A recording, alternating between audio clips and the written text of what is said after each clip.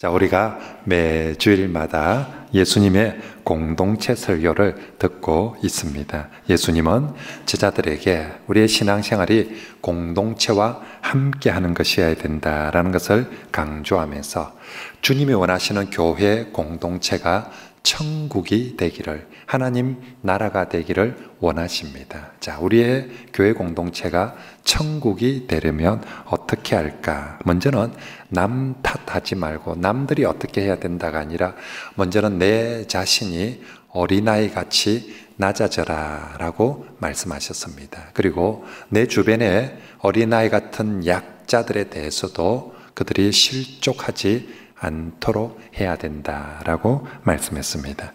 지난주 말씀에서는 혹시 이 사람들 부족하고 또 연약한 죄인들이 많이 공동체이기 때문에 문제가 있을 수 있습니다. 그래서 혹시나 공동체 안에서 죄를 범한 형제가 있거든, 지난주 본문은 그렇게 시작을 했죠. 너희 중에 죄를 범한 형제가 있거든. 그 죄가 나와 상관없는 죄가 아니라 때로는 내게 아픔이 되고 내게 상처가 되는 그런 죄, 그런 죄를 범한 형제가 있을 때 그때조차도 그 형제조차도 내치거나 죽이지 말고 살리고 회복하라는 말씀이었습니다. 교회 공동체는 부족한 사람들, 죄인들을 심판하거나 쳐내는 곳이 아니라 그런 사람들을 살리고 회복하는 공동체이어야 한다. 그것이 천국이다라고 말씀했습니다. 이제 오늘 말씀은 용서에 관한 말씀을 주십니다. 부족한 죄인들이 함께 공동체를 이루면 그곳에는 반드시 여러 문제들이 생길 수밖에 없습니다. 그런 의미에서 건강하고 좋은 교회 공동체는 문제가 하나도 없는 그런 교회가 아니라 그 문제들이 생길 때 그 문제들을 어떻게 잘 극복해 가는가, 그게 좋은 공동체입니다. 가정도 마찬가지고 교회도 마찬가지입니다. 자, 그러면 어떻게 하는 것이 우리 안에 있는 문제들, 다툼들, 또 때로는 잘못들, 이런 것들을 잘 극복해 갈 수 있을까? 여러 방법이 있을 수 있지만 오늘 주 예수님께서 우리에게 가르치시는 탁월한 방법, 비결은 용서하는 것입니다. 어떻게 하면 공동체 안에 이런저런 문제들을 잘 해결하고 극복해 갈 수 있을까? 용서하라고 말씀합니다.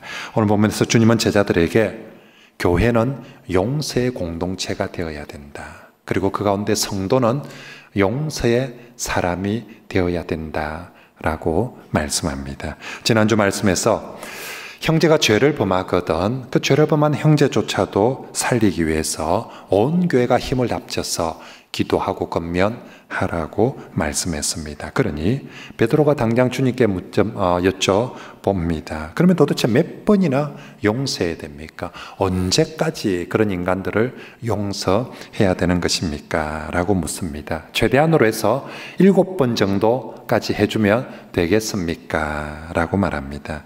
당시 랍비들은 우리나라도 3-4번이죠. 1번, 2번. 세 번째 걸리면 죽는다. 이제 뭐 이렇듯이 당시에 랍비들도 주로 3번까지 용서하라고 가르쳤습니다. 그런데 베드로는 지금 예수님의 이 공동체에 관한 설교를 들으면서 좀 은혜를 받았던가 봐요. 그래서 자기 딴에는 3번보다 훨씬 더 아량을 베풀어서 7번 정도 용서하면 되겠습니까? 하고 물은 것입니다. 그런데 이때 주님은 7번이 아니라 7번을 70번까지라도 용서해 주라고 하십니다. 베드로 입장에서, 아니 우리 입장에서 내게 뭔가 큰 잘못을 한 사람을 한 번 용서해 주는 게 쉬울까요? 사실 사람들이 그 한 번의 용서도 참 쉽지를 않습니다. 그런데 3번을 용서해 준다는 건 참 어려운 일이고요.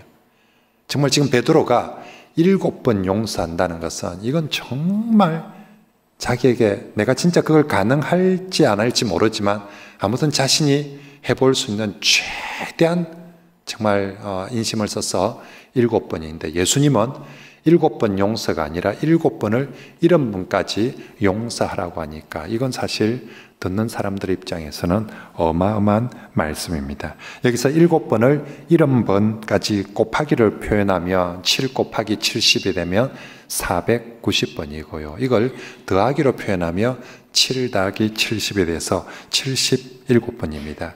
창세기 4장에 창세기 4장에 이과 똑같은 표현이 나오는데 거기 보면 가인을 위하여는 벌이 7배인데 라멕을 위하여서는 벌이 77배다. 저기 77이 오늘 우리 예수님 표현한 똑같은 표현입니다. 아무튼 예수님께서 이 7번을 70번 한다는 이 표현이 곱하기로 해서 490번이든 더하기로 해서 77번이든 간에 예수님 말씀하시는 것은 숫자를 헤아리라는 말씀이 아닙니다. 우리 보고 몇 번 해서 77번까지 490번까지가 아니라 그리스도인에게 용서는 횟수를 세지 말고 우린 자꾸만 이렇게 곱세워 놓습니다. 그래서 기억을 하고 그래서 니 몇 번째다. 이게 벌써 10번도 넘었다 하면서 늘 그렇게 해놓는데 우리 주님 말씀은 우리가 용서할 때 횟수를 세지 말고 끝없이 용서하고 용서하라는 말씀입니다. 옛날 창세기 시절에 하나님께서 처음 창조한 인간은 참 거룩하고 좋았더랬습니다. 그런데 죄를 짓기 시작하고 인간이 죄악으로 말미암아 타락하였습니다. 인간이 죄악으로 타락하고 나타났던 큰 현상 중에 하나가 보복하는 마음이 강해졌습니다. 남들이 누군가가 내게 잘못한 것에 대해서 내가 반드시 복수하고 갚아주고 보복하는 것들이 죄인들의 마음속에 강하게 일어났습니다. 그래서 창세기 4장에 있는 표현처럼 가인에게 잘못 걸리면 7배 벌을 받는다. 그랬더니 라멕은 이제 더 악해졌습니다. 가인에게 7배 받나? 내한테 잘못 걸리면 77배 죽을 줄 알아라면서. 이게 죄인들이 시간이 조금 더 흘러가면서 보복하는 것이 강도가 더 세어지고 그것을 자랑스럽게 자랑하면서 얘기하는 거예요. 창세기 4장에 저건 라멕의 노래입니다. 라멕의 칼의 노래예요. 자신의 노래 중에 용서와 사랑과 희생의 노래를 하는 것이 아니라 보복의 노래를 사람들에게 가르쳐주고 그렇게 하고 있다는 것입니다.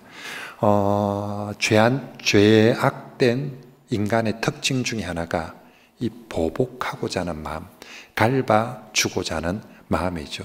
이슬람 교리는 지금도 보복하는 것을 정당화하고 보복해야 된다라고 가르칩니다. 이건 동서양을 막론하고 죄인들의 문화에는 언제나 이 보복, 특히 여러분 중국이나 일본 중국 영화들 옛날에 무술 영화들 나오거나 뭐 드라마를 보면 전부 다 왜 무술 열심히 배웁니까? 소림사에 들어가서 전부 다 우리 사부님 보복하려고, 우리 아버지 복수하려고 무술 열심히 배워서 가서 복수했다는 얘기들이 거의 대부분들입니다.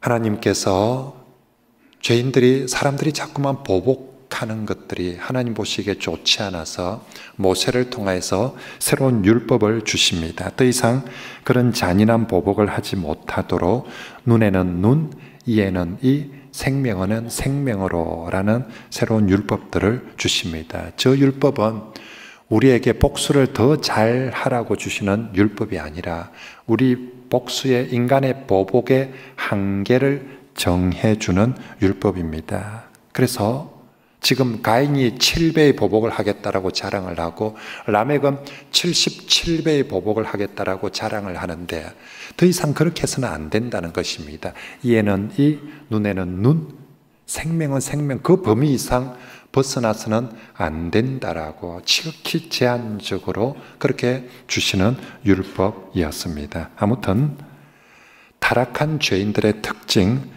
타락한 죄인들의 본성 중에 하나가 자기한테 잘못한 사람에 대해서는 반드시 갚아줘야 된다. 반드시 대갚아준다. 받은 만큼 돌려주든지 아니면 대로 받고 말로 돌려주든지 반드시, 안 그러면 니 무시당한대. 네가 맨날 그리 당하고 그냥 가만히 있으니까 바보처럼 있으니까 사람들이 니 계속 무시하지. 갚아줘야 된대. 그래야 정말 본때를 보여주고 딱 갚아줘야 다시는 얘한테 안 그러지 라고 하면서 죄인들 마음속에는 보복하는 것이 당연하게 여겨지고, 심지어는 사람들이 모이면 자신이 상대방을 얼마나 야무지게, 얼마나 딱 부러지게 잘 갈아주었는지를 자랑하면서 떠들기도 합니다. 그러면서 자신은 한다면 하는 사람이고 나는 한다면 한다.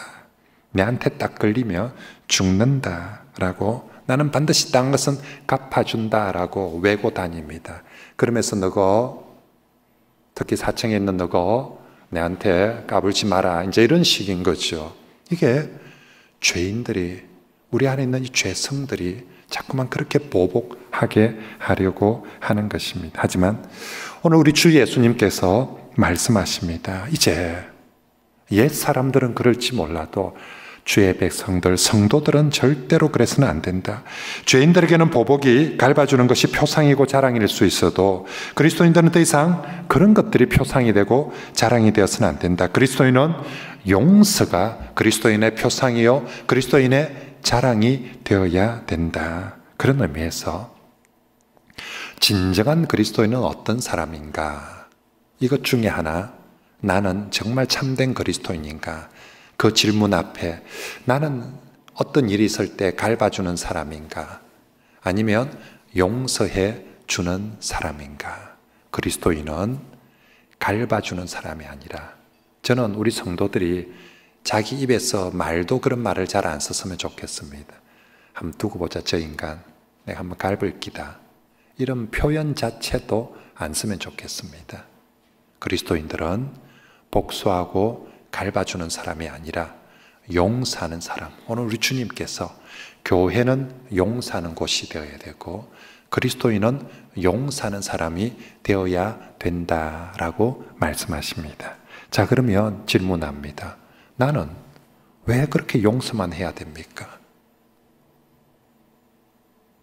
목사기 때문에, 성도기 때문에, 하나님, 예수님, 왜 우리는 당하기만 하고 왜 우리는 용서만 해야 됩니까? 우리도 좀 정말 본때나게 속 시원하게 말은 안 해서 그렇지 얼마나 내가 마음이 상하고 얼마나 속이 문드러지는데, 우리도 좀 속 시원하게 한번 갚아주면 안 됩니까? 왜 우리는 용서하면서 살아야 됩니까? 왜 그래야 됩니까? 이 질문에 대해서 주님은 오늘 1만 달란트 빚진 종의 예화를 통해서 왜 성도는 용서해야만 되는지, 왜 성도는 갚으면 안 되고 용서해야만 되는지를 이 예화를 통해서 말씀해 주십니다. 예수님의 예화에서 어떤 임금이 자신에게 1만 달란트 빚진 종이 있었는데 불쌍히 여겨서 그 모두를 탕감해 주었습니다. 그런데 그 종은 밖에 나가서 자기에게 100데나리온 빚진 친구 그 빚을 갚지 않는다고 그 동물을 옥에 가두어 버립니다. 주변 사람들이 볼 때 저 사람 너무한다 싶어서 임금에게 고했습니다. 임금이 진노해서 그 1만 달란트 빚진 종을 다시 감옥에 가두었다는 이야기가 오늘 예수님의 예화입니다. 여러분, 누구라도 이 예화를, 예수님의 얘기를 들으면 그 1만 달란트 빚진 그 종에 대해서 다, 참 인간 독종이다. 그 인간 진짜 못됐네. 그 인간 정말 참 지독하다. 아마 이건 교회 다니는 사람이든 교회 다니지 않는 사람이든 이 이야기를 들으면 이 1만 달란트 빚진 종에 대해서 그렇게 생각할 것입니다. 당시 1만 달란트 금액이 어느 정도냐면 10,000명의 직원들이, 노동자들의 1년 연봉이 아니라 한 20년 연봉입니다. 한 사람의 20년 연봉만 해도 어마어마한 금액인데 10,000명, 엄청납니다. 제가 우리 주변에 10,000명 직원이 있는 회사가 어디 있을까? 대기업들 중에서 이 직원들이 한 10,000명쯤, 제가 그래서 우리 가까이 있는 삼성자동차가 한 10,000명쯤 될까 싶었더니 삼성자동차 한 4천 몇백 명 되더라고요, 보니까. 그래서 제가 울산에 있을 때 현대자동차 직원이 한 20,000명쯤 되는데 요즘도 그런가 싶어 보니까 지금 한 15,000명, 또 현대중공업 직원이 한 12,000명쯤 되더라고요. 거제 삼성중공업이 한 10,000명쯤 지금 직원이 있더라고요. 여러분, 거제 삼성중공업 그 직원 전체 1년 연봉 다 합친 거. 근데 그게 1년 연봉이 아니라 20년 연봉 다 합친 게 1만 달란트입니다. 당시 로마 정부가 그 팔레스타인 사람들에게 세금을 거두었는데 1년에 거두어들이는 세금이 600달란트 내지 700달란트 정도가 로마 정부가 거두는 세금이었다라고 합니다. 그러니까 그 동네에 국회 예산, 팔레스타인 지역의 예산이 1년에 한 600 내지 700달러였다고, 그 달란트였다고 하니까 1만 달란트 무슨 얘기입니까? 이 금액은 한 사람이 평생을 일을 해도 갚을 수 없는 금액이라는 거죠. 한 사람이 아무리 로또 당첨이 되고 아무리 주식 대박이 나고 아무리 비트코인을 하고 아무리 부동산을 투기를 해도 1만 달란트는 어떤 한 개인이 갚아낼 수가 없는 그런 금액이라는 것이죠. 그런 금액을 이 주인이 그냥 그저 값없이 탕감해 주었다는 것입니다. 오늘 예수님 말씀에 1만 달란트 빚진 자가 누구냐? 바로 너희들이라는 것입니다. 너희들이 하나님 앞에서의 죄가 1만 달란트와 같아서 한 인간이 이 땅을 살아가면서 아무리 회개를 많이 하고 아무리 많이 씻고 아무리 많이 저금을 하고 해도 노력을 해도 스스로의 노력으로는 도저히 갚아낼 수 없는 죄, 도저히 용서받을 수 없는 죄의 분량이 바로 너희가 진 그 1만 달란트 죄라고 주님께서 말씀하는 것이죠. 그래서 우리 수고로 우리 노력으로는 도저히 우리 죄값을 다 감당해낼 수 없는데 오직 하나님의 큰 자비로 말미암아 오직 하나님의 긍휼히 여기시는 그 마음으로 말미암아 예수 그리스도를 통하여서 우리가 값없이 죄 사함을 받고 용서함을 받게 되어진 줄 믿습니다. 우리가 바로 그 1만 달란트 빚진 죄인이라는 것이죠. 그렇게 용서받은 죄인들이 자신에게 100데나리온 빚진 사람을 용서하지 않는다면 그 사람은 참 독한 사람이 되는 거죠.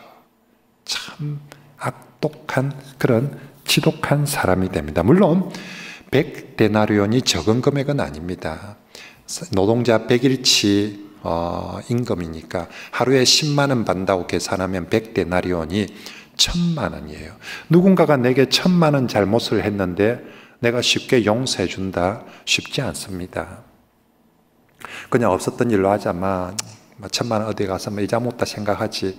사실 우리가 대부분 다 가난하게 살고 있는 처지에서 내게 누군가가 1,000만 원을 빚을 지고 잘못을 한다.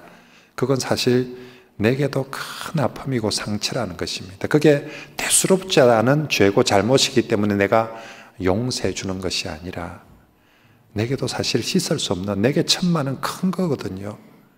씻을 수 없는 참 아픔이지만 내가 하나님으로부터 1만 달란트 탕감을 받고 용서받았기 때문에 내게 100데나리온 빚진 사람을 용서해 주라는 것이 우리 주님의 말씀입니다. 그것도 한 번, 두 번 용서하는 것이 아니라 네가 100데나리온 탕감해 주는 걸, 용서해 주는 걸 한 번, 두 번 하는 것이 아니라 7번, 7번을 70번까지라도 용서해 주라고 말씀합니다.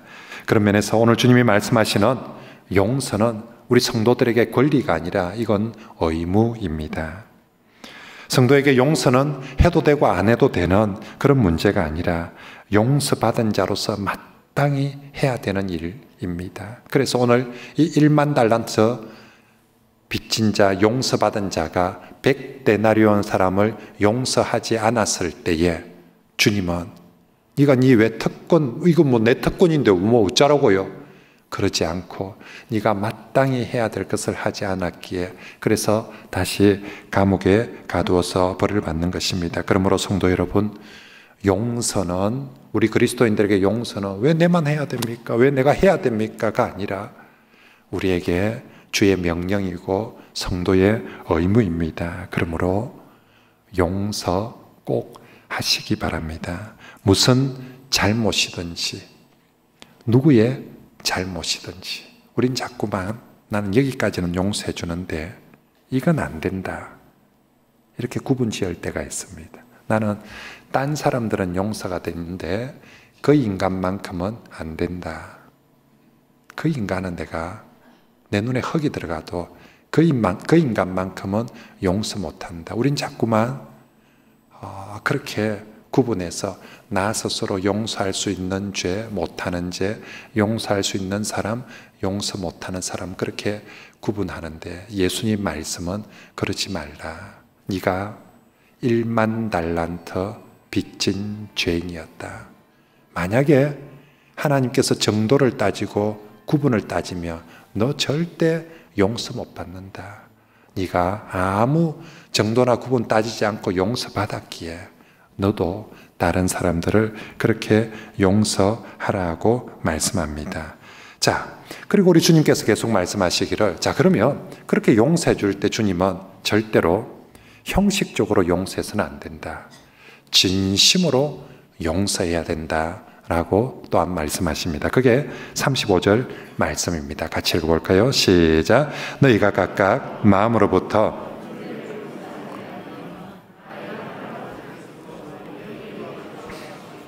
아멘. 너희가 각각 마음으로부터 형제를 용서하라. 이건 다시 말하며 진심으로 용서하라는 것입니다. 인간들은 용서를 하라고 하면 용서의 흉내만 내는 경우들이 있습니다.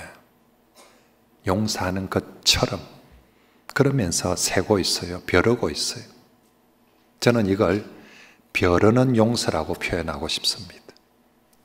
이번에는 용서하는데 다음에는 걸리면 죽는다니.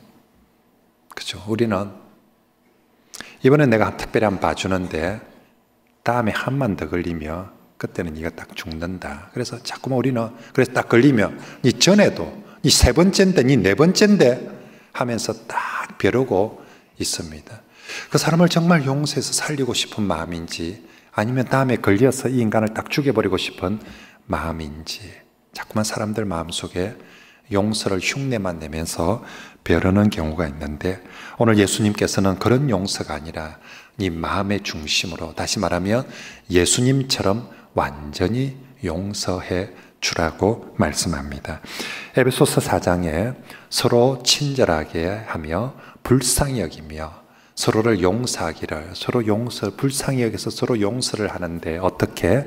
하나님이 그리스도 안에서 너희를 용서하심처럼 하라.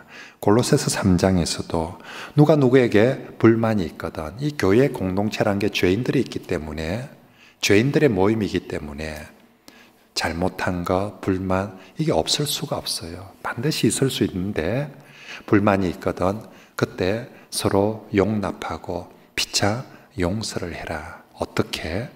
주께서 너희를 용서하신 것 같이 너희도 그렇게 용서해라 라고 말씀합니다. 그렇습니다. 성경이 언제나 우리에게 가르치는 용서는 예수님처럼 용서하는 것입니다. 예수님의 용서, 주님의 용서는 언제나 진심의 용서이고요, 아무 조건이 없이 무조건적인 용서이고요, 그리고 한 번, 두 번이 아니라 무한한 용서입니다. 우리는 용서를 생각할 때마다 저 인간이 지가 내한테 와서 싹싹 빌면 그러면 목사님 뭐 내가 용서를 해주든지 말든지 하죠. 내한테 와서 빌도 안 하는데 내가 말라 용서를 해줍니까? 지가 잘해야지요.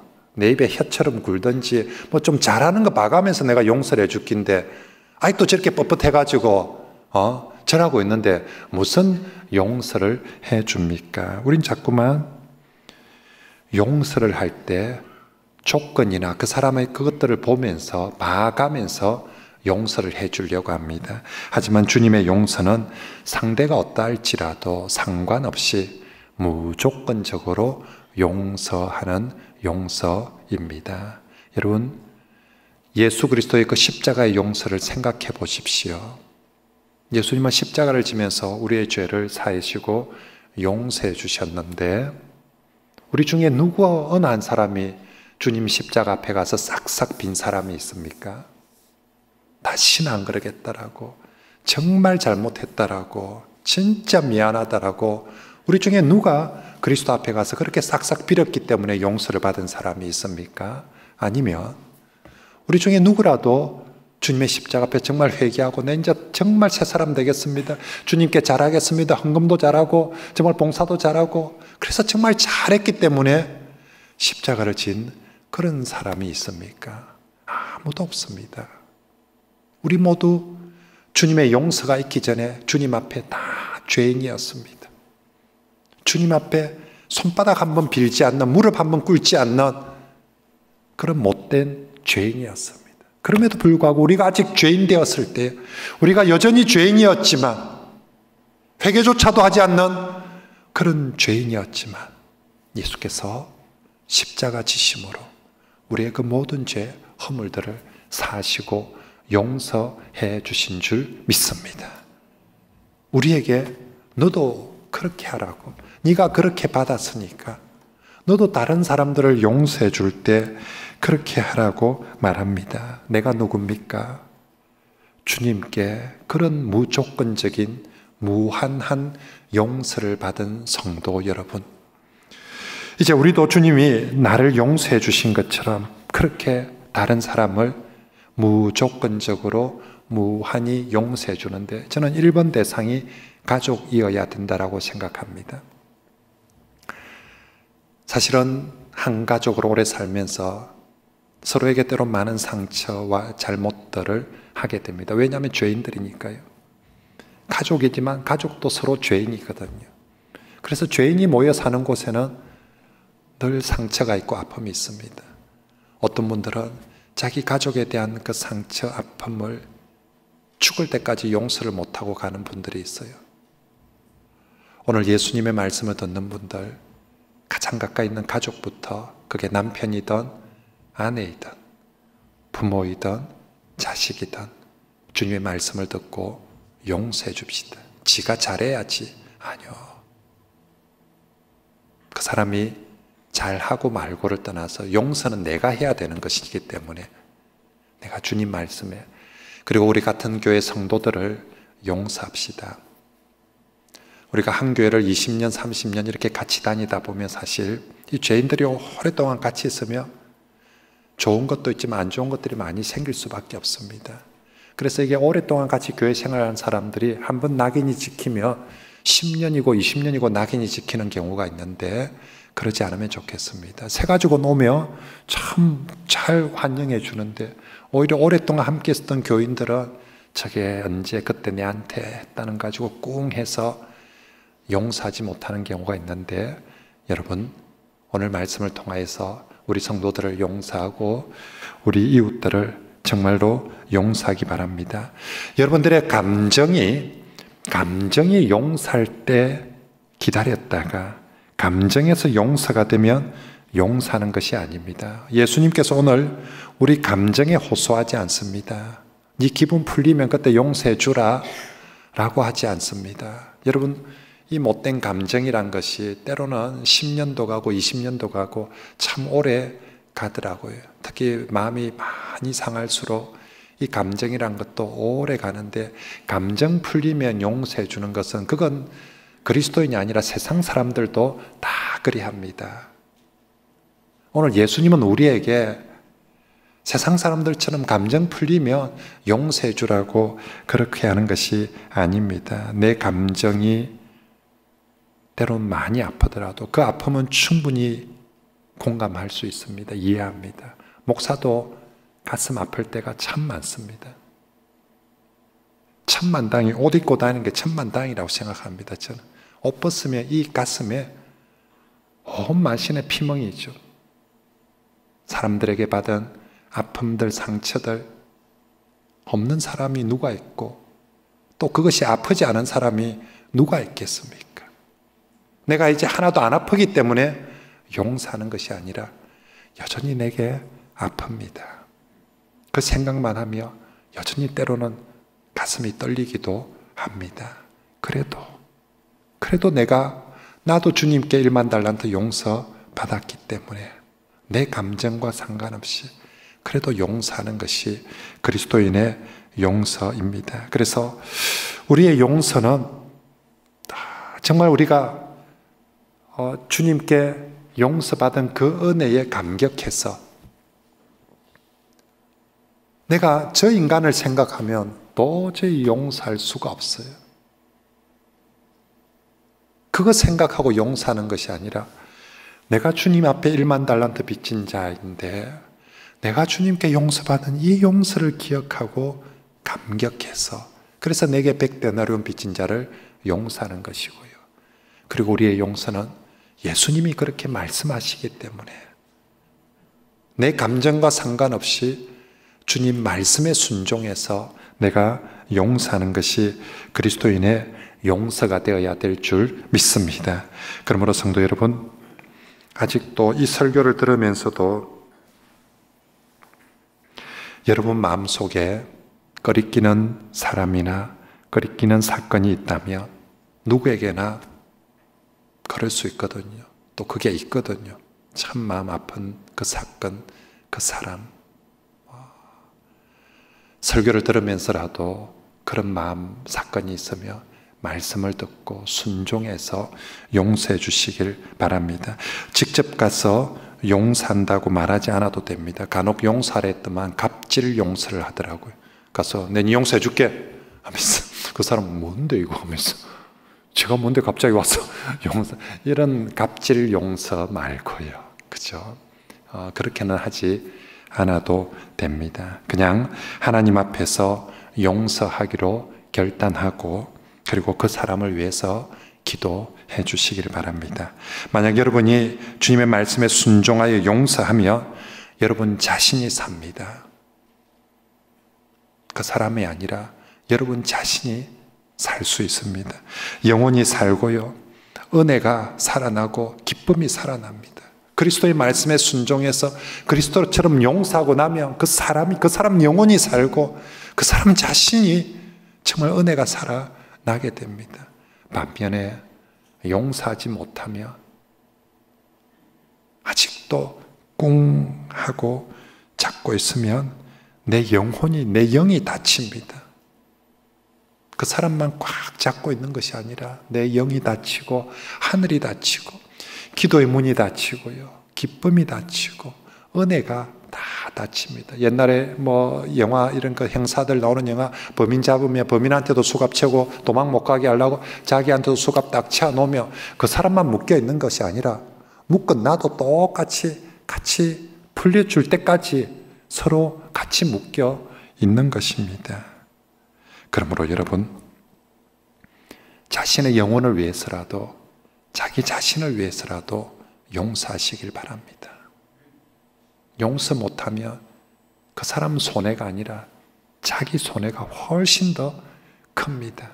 그러므로 자신을 위해서라도 꼭 용서하고요. 그리고 우리가 용서하면 상대방도 살아나고 살릴 수 있습니다. 용서받은 기쁨과 은혜는 천국의 기쁨입니다. 시편 51편의 표현처럼요. 이 죄 사함의 기쁨. 우리도 어릴 때 정말 잘못해가 부모님께나 선생님께 정말 혼나야 되는데 그래서 혼나기 전까지 얼마나 이게 막 두근거리고 힘듭니까? 근데 용서받고 나면 정말 나 자유 얻었네 하고 막 세상 다 이렇게 기쁘고 홀가분하고 막 모든 짐이 다 날아갈 것 같고 그렇게 좋을 수가 없습니다. 우리가 예수 그리스도를 통해서 그렇게 죄 용서함을 받았습니다. 주님으로부터 죄 용서함을 받아서 나 자유 얻었네, 나 기쁨 얻었네, 나 생명 얻었냐고 얼마나 우리가 좋았습니까? 주님으로부터 용서를 받고 나니까 너무 좋았습니다. 이제 나를 통해서 또 다른 사람이 나의 용서를 통해서 우리의 용서를 통해서 또 다른 사람들이 살아날 수 있도록 자유를 얻을 수 있도록 그 굴레에서 정말 벗어나고 평화를 누릴 수 있도록 그렇게 도와줍시다. 해줍시다. 그게 우리 그리스도인들의 용서가 할 수 있는 일입니다. 레미 제나블의 그 소설의 장발장, 그죠? 조그마한 도둑질을 해서 19년 동안 감옥에서 형벌을 삽니다. 하지만 변화되지 않습니다. 그런데 그 미리엘 신부의 용서를 경험하고 나서 19년 동안 감옥에서도 변화되지 않는 이 사람이 그 미리엘 신부의 용서를 받고 나서 변화되어지고 새 사람이 되시고 살아나게 되어집니다. 여러분, 예수님은 우리에게 지금 그걸 실천하라고 말씀하시는 것입니다. 그리고 용서는 나와 상대방을 살릴 뿐만 아니라 우리 공동체 전체도 살리게 됩니다. 예수님 꿈꾸셨습니다. 자신의 교회 어떻게 해야 될까? 어떻게 하면 천국이 될까? 사람이 많아지면, 돈이 많아지면, 리모델링해서 건물이 멋져지면 천국이 될까? 주님은 자신의 교회를 만드시면서 이 교회가 천국이 되면 좋겠는데, 그러려면 사람이 많거나 돈이 많는 것이 아니라 내 교회는 꼭 용서가 있으면 좋겠다. 내가 만든 나의 교회에 용서가 있으면 그것이 천국이 되리라라고 믿고 주님은 제자들에게 이 용서를 지금 가르치고 있는 것입니다. 여러분, 우리 교인들이 많습니다. 또 함께 우리가 신앙생활하면서 여러분 근자에 우리 교회에서 누가 누구를 용서해 줬다는 얘기를 들어보신 적이 있습니까? 우리 교회에 누가 누구하고 화해하고 서로 용서해 주어서 따뜻하게 품어주었다, 그런 얘기를 들어보신 적이 있습니까? 저는 목사로서 교회 여러 얘기를 듣습니다. 안 좋은 얘기도 참 많이 듣습니다. 누가 누구에게 상처를 주고, 그래서 삐지고, 그래서 싸우고, 그래서 때로는 뛰쳐나가고, 저는 그런 얘기들은 종종 듣는데 반대로 목사님 그리고 나서 화해했답니다. 그런데도 그 권사님이 용서해 주었답니다. 그런데도 그 집사님이 용서했답니다. 그런 얘기는 참 못 들어봤어요. 싸웠다는 얘기, 누구한테 상처 주고 정말 박살냈다는 얘기는 들려오는데 용서해 주었다는, 여기가 교회인데 여러 얘기들이 오가고 들릴 텐데 교회에 꼭 들려야 되는 얘기는 용서의 얘기가 들려야 되는데 어느 순간 우리 교회에 비난하는 얘기, 싸웠다는 얘기는 들리는데 용서했다는 얘기가 들리지 않습니다. 여러분, 어디 가서 이 마지막 종말의 시대에 어디 가서 사람들이 용서를 들어보겠습니까? 어디에 가서 용서가 실천되어질 수 있겠습니까? 아이들이 다니는 학교에 용서가 있겠습니까? 이 정부는 우리 아이들에게 부모도 고발하라고 가르치고 선생님도 고발하고 고소하라고 가르치고 있습니다. 친구들을 품어주고 용서라고 가르치는 것이 아니라 보이는 대로 고발하고 고소하라고 가르치는 그 학교에, 여러분들이 다니는 직장에서 용서가 있습니까?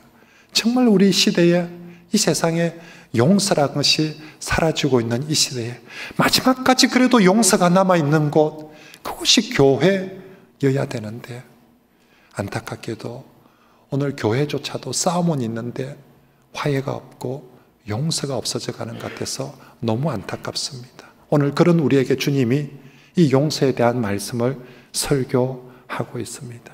부디 저와 여러분들이 목사의 설교가 아니라 예수 그리스도 그분의 설교, 그분의 권하심, 그분의 당부하심의 말씀을 꼭 명심하시고 새기시고, 지금도 내 감정이 안 움직이면 안 움직인다가 아니라 정말로 주님 말씀에 우리가 아멘하고 순종해서 오늘부터라도, 지금이라도 우리 다시 용서하는 사람이 되고 용서하는 교회가 되길 바랍니다.